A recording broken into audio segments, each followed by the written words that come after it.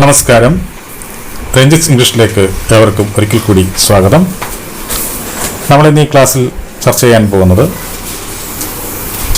ഇനി വരാൻ പോകുന്ന PSC പരീക്ഷകളിൽ, LDC പോലെയുള്ള അല്ലെങ്കിൽ KS അങ്ങനെയൊക്കെയുള്ള പരീക്ഷകളിൽ നിർണായകമാകാൻ പോകുന്ന സിനോണിംസുമായി ബന്ധപ്പെട്ട ചോദ്യമാണ് നമ്മളിവിടെ വിശകലനം ചെയ്യാൻ പോകുന്നത്. അപ്പോൾ നമുക്കെന്തായാലും നമ്മുടെ ക്ലാസ്സിലേക്ക് വരാം. ഈ ക്ലാസ് നിങ്ങൾക്ക് ഇഷ്ടപ്പെടുകയാണെങ്കിൽ തീർച്ചയായിട്ടും നിങ്ങൾ ലൈക്ക് ചെയ്യുക, ഷെയർ ചെയ്യുക. അതുപോലെ തന്നെ നമ്മൾ പുതിയൊരു ചാനൽ തുടങ്ങിയിട്ടുണ്ട്, രഞ്ജിത്ത് എക്സാം ടിപ്സ് എന്നും. അപ്പം അതിൽ നമ്മൾ ഇംഗ്ലീഷ് ഒഴികെ മറ്റുള്ള സബ്ജക്റ്റുകളാണ് കൈകാര്യം ചെയ്യുന്നത്. അപ്പോൾ ആ ചാനലിലേക്ക് കാണുവാൻ വേണ്ടി താഴെ ആ ചാനൽ ലിങ്ക് ഞാൻ കൊടുത്തിട്ടുണ്ട്, അതുവഴി നിങ്ങൾക്ക് കയറി കാണാവുന്നതാണ്. ക്ലാസ്സുകൾ ഇഷ്ടപ്പെടുന്നുവെങ്കിൽ നിങ്ങൾ ആ ചാനലൊന്ന് സബ്സ്ക്രൈബ് ചെയ്തേക്കുക. അപ്പോൾ എന്തായാലും നമുക്ക് നമ്മുടെ ക്ലാസ്സിലേക്ക് വരാം. നോക്കുക, ഫസ്റ്റ് വേർഡ് നോക്കാം, ഒപ്പുലൻറ്റ്. എന്താണ് ഒപ്പുലൻറ്റ് എന്ന് പറയുന്ന വാക്കിൻ്റെ അർത്ഥം, അല്ലെങ്കിൽ അതിൻ്റെ സിനോണിം എന്തെന്നാണ് ഇവിടെ ചോദിച്ചിരിക്കുന്നത്.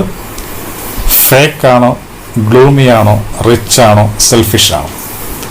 നമുക്കറിയാം ഫേക്ക് എന്ന് വെച്ചാൽ എന്താ അർത്ഥം? വ്യാജമായത്. ഗ്ലൂമി വിഷാദമായിട്ടുള്ള, അല്ലെങ്കിൽ എന്താണ് പറയുന്നത്, സന്തോഷമില്ലാത്ത എന്നൊക്കെ അർത്ഥമല്ല ഗ്ലൂമി കൊണ്ട് ഉദ്ദേശിക്കുന്നത്. റിച്ച് സമ്പന്നമായ, സെൽഫിഷ് സ്വാർത്ഥത ഉള്ള. അപ്പോൾ എന്തായിരിക്കും ഒപ്പുലൻ്റ് കൊണ്ട് ഉദ്ദേശിക്കുന്നത്? റിച്ച് എന്നാണ്. എന്താണ് റിച്ച്? അപ്പോൾ ഒപ്പുലൻ്റ് എന്ന് പറയുന്ന വാക്കിൻ്റെ സിനോണിം എന്തായിരിക്കും? റിച്ച് എന്നായിരിക്കും. അടുത്ത് നമുക്ക് നോക്കാം മൊറോസ്. എന്താണ് മൊറോസ് എന്ന് പറയുന്ന വാക്കിൻ്റെ സിനോണിം?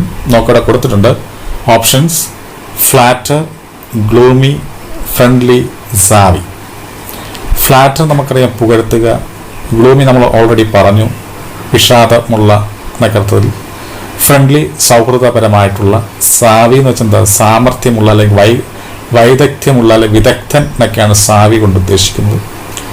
ഇപ്പോൾ ഇവിടെ മോറോസ് എന്ന് വെച്ചാൽ എന്താണ്? വിഷാദമായിട്ടുള്ള, ദുഃഖകരമായിട്ടുള്ള എന്നൊക്കെയാണ് മോറോസ് എന്ന് പറയുന്ന വാക്കിൻ്റെ അർത്ഥം. അപ്പോൾ അങ്ങനെ ആകുമ്പോൾ അതിൻ്റെ സിനോണിം എന്തായിരിക്കും? ഗ്ലൂമി എന്നായിരിക്കും. എന്തായിരിക്കും? ഗ്ലൂമി. അപ്പോൾ ഇവിടെ നമുക്ക് ആൻസർ ആയിട്ട് പറയാൻ പറ്റുന്നത് ബി എന്ന് പറയുന്ന ഓപ്ഷനാണ്, രണ്ടാമത്തെ ഓപ്ഷൻ. ഗ്ലൂമി എന്നുള്ളതാണ് ഇവിടെ കറക്റ്റ് ആൻസർ. ഓക്കെ, നമുക്ക് അടുത്ത വാക്ക് നോക്കാം, മെലിഫ്ലസ്.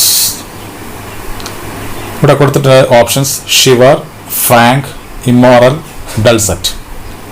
എന്താ ഷിവർ കൊണ്ട് ഉദ്ദേശിക്കുന്നത്? വിറയ്ക്കുക എന്നർത്ഥത്തില്ല. ഫ്രാങ്ക് തുറന്ന മനസ്സുള്ള, അല്ലെങ്കിൽ ഓപ്പൺ മൈൻഡഡ്നെസ് എന്നൊക്കെ അർത്ഥത്തിലാണ് ഫ്രാങ്ക് കൊണ്ട് ഉദ്ദേശിക്കുന്നത്. ഇമ്മോറൽ എന്ന് വെച്ചാൽ എന്താ? അധാർമികമായിട്ടുള്ളത് ആണ് ഇമ്മോറൽ. ഡൾസെറ്റ് മധുരതരമായിട്ടുള്ളത് ആണ് ഡൾസെറ്റ് കൊണ്ട് ഉദ്ദേശിക്കുന്നത്. ഇപ്പോൾ മെലിഫ്ലസ് എന്ന് വെച്ചാൽ എന്തായിരിക്കും? സ്വീറ്റ് എന്ന, അല്ലെങ്കിൽ മധുരതരമായിട്ടുള്ളത് എന്നാണ് മെലിഫ്ലസ് കൊണ്ട് ഉദ്ദേശിക്കുന്നത്. അപ്പോൾ അതേ അർത്ഥം വരുന്ന വാക്കാണ് ഇത് ഡൾസെറ്റ് എന്ന് പറയുന്നത്, ഡി എന്ന് പറയുന്ന ഓപ്ഷൻ. അപ്പോൾ അങ്ങനെ ഇവിടെ മെലിഫ്ലസ് എന്ന് പറയുന്ന വാക്കിൻ്റെ സിനോണിം എന്തായിരിക്കും? ഡൾസെറ്റ് എന്നായിരിക്കും. എന്തായിരിക്കും? ഡൾസെറ്റ്. ഇനി അടുത്ത വാക്ക് നമുക്ക് നോക്കാം, ഡോഡ്ജ്.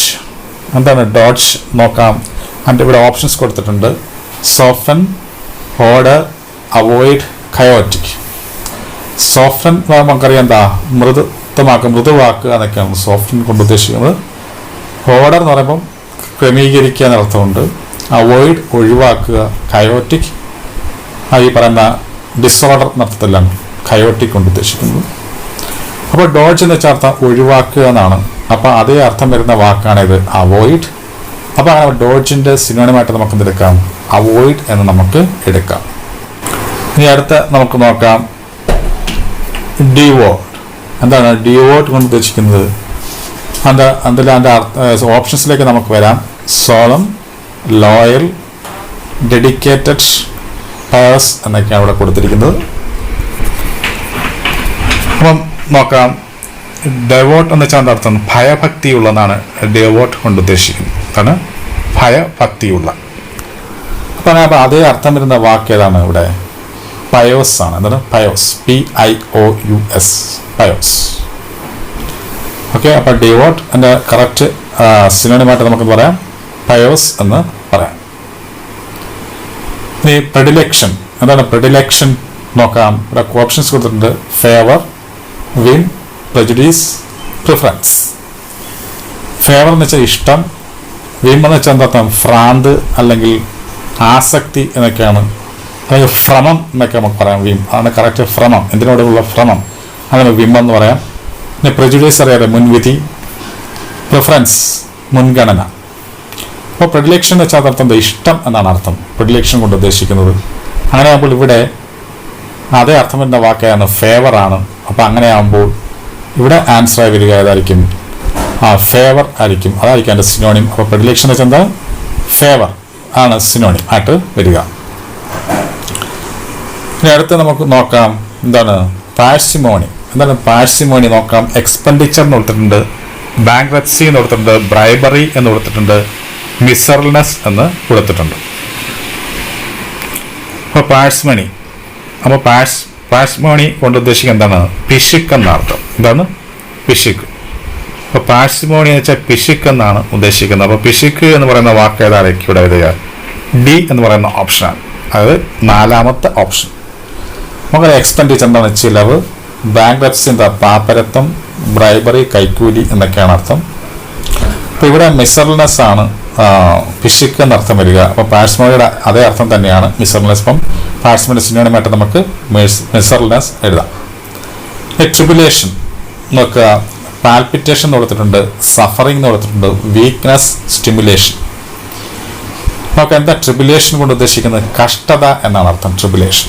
അപ്പോൾ അതേ അർത്ഥം വരുന്ന വാക്ക് ഏതാണ്? ആണത് സഫറിംഗ് എന്ന് പറയുന്നത്. അപ്പോൾ ട്രിബുലേഷൻ്റെ സിനോണിമായിട്ട് നമുക്ക് എന്ത് എഴുതാം? സഫറിംഗ്. 2ാമത്തെ ഓപ്ഷൻ ബി എന്ന് പറയുന്ന ഓപ്ഷൻ നമുക്ക് ആൻസർ ആയിട്ട് എഴുതാം. ഇനി പാൽപിറ്റേഷൻ എന്ന് വെച്ചാൽ അർത്ഥം എന്താ? സ്പന്ദനം അല്ലെങ്കിൽ ഹൃദയമിടിപ്പ് എന്നാണ് പാൽപിറ്റേഷൻ കൊണ്ട് ഉദ്ദേശിക്കുന്നത്. വീക്ക്നെസ് നമുക്കറിയാം, ദൗർബല്യം. സ്റ്റിമുലേഷൻ എന്ന് വെച്ചാൽ എന്താ? ഉത്തേജനം എന്നാണ് സ്റ്റിമുലേഷൻ കൊണ്ട് ഉദ്ദേശിക്കുന്നത്. അപ്പോൾ ഇവിടെ ട്രിബുലേഷൻ ആണ്, അതിൻ്റെ അർത്ഥം എന്താണ്? കഷ്ടത എന്നാണ്. അപ്പോൾ അതേ അർത്ഥം വരുന്ന വാക്ക് സഫറിംഗ് ആണ്. ഓക്കെ. ഇനി അടുത്ത ചോദ്യം നമുക്ക് നോക്കാം. എന്താണ്? വെരി. നമുക്ക് ഇവിടെ ആംഗ്രി എന്ന് കൊടുത്തിട്ടുണ്ട്, വൈസ് എന്ന് കൊടുത്തിട്ടുണ്ട്, സ്റ്റുപ്പിഡ്, കണ്ണിങ്. എന്താണ് വിലി കൊണ്ട് ഉദ്ദേശിക്കുന്നത്? തന്ത്രപരമായിട്ടുള്ള അർത്ഥം വിലി. അപ്പോൾ അതേ അർത്ഥം വരുന്ന വാക്ക് ഈ പറയുന്ന കണ്ണിങ് ആണ്. എന്താണ്? കണ്ണിങ്. അപ്പോൾ ഡി എന്ന് പറയുന്ന ഓപ്ഷൻ, അവസാനത്തെ ഓപ്ഷൻ കണ്ണിങ്. അപ്പോൾ അവിടെ വലിയുടെ സിനോണിമായിട്ട് നമുക്ക് എന്തെടുക്കാം? കണ്ണിങ് എന്ന് പറയാം. ഇനി ടെമറിറ്റി ഇവിടെ കൊടുത്തിട്ടുണ്ട്. പോസിറ്റി, വെറിറ്റി, ഓഡാസിറ്റി, സിംപ്ലിസിറ്റി എന്നൊക്കെ ഇതിനെ കൊടുത്തിട്ടുണ്ട്. അപ്പോൾ എന്തായിരിക്കും ടെമറിറ്റി കൊണ്ട് ഉദ്ദേശിക്കുന്നത്? അഹങ്കാരം അല്ലെങ്കിൽ സാഹസികത എന്നൊക്കെയാണ് ടെമറിറ്റി കൊണ്ട് ഉദ്ദേശിക്കുന്നത്. ഓക്കെ. അഹന്ത അല്ലെങ്കിൽ അഹങ്കാരം അല്ലെങ്കിൽ സാഹസികത എന്നൊക്കെയാണ് ടെമറിറ്റി കൊണ്ട് ഉദ്ദേശിക്കുന്നത്. അപ്പം അതേ അർത്ഥം വരുന്ന വാക്കാണ് ഇവിടെ വരേണ്ടത്. അതേതായിരിക്കും? ഒഡാസിറ്റി ആയിരിക്കും. എന്താണ്? ഒഡാസിറ്റി. അതായത് 3ാമത്തെ ഓപ്ഷൻ അതായിരിക്കും ഇവിടെ കറക്റ്റായിട്ട് വരിക. ഈ പോസിറ്റീവ് എന്ന് വെച്ചാൽ അർത്ഥം? പോസിറ്റീവ് ദൗർലഭ്യം എന്നാണ് പോസിറ്റീയുടെ അർത്ഥം. ഈ വെറിറ്റി എന്ന് വെച്ചാൽ എന്താ? വാസ്തവം അല്ലെങ്കിൽ സത്യം എന്നാണ് വെറിറ്റി കൊണ്ട് ഉദ്ദേശിക്കുന്നത്. സിംപ്ലിസിറ്റി നമുക്കറിയാം, ലാളിത്യം. അപ്പോൾ ഇവിടെ ടെമറിറ്റിയുടെ അർത്ഥം എന്തായിരിക്കും? ടെമറിറ്റി എന്ന് വെച്ചാൽ എന്താണ്? സാഹസികത അല്ലെങ്കിൽ അഹങ്കാരം എന്നൊക്കെ പറയാം, അല്ലെങ്കിൽ വിഡ്ഢിത്തം എന്നൊക്കെയാണ് ടെമറിറ്റി കൊണ്ട് ഉദ്ദേശിക്കുന്നത്. അതേ അർത്ഥമാണ് എന്ത്? ഓഡാസിറ്റിക്കും. അപ്പം നമ്മൾ ഈ ക്ലാസ്സിൽ 10 വാക്കുകളുടെ സിനോണിംസ് പഠിച്ചു.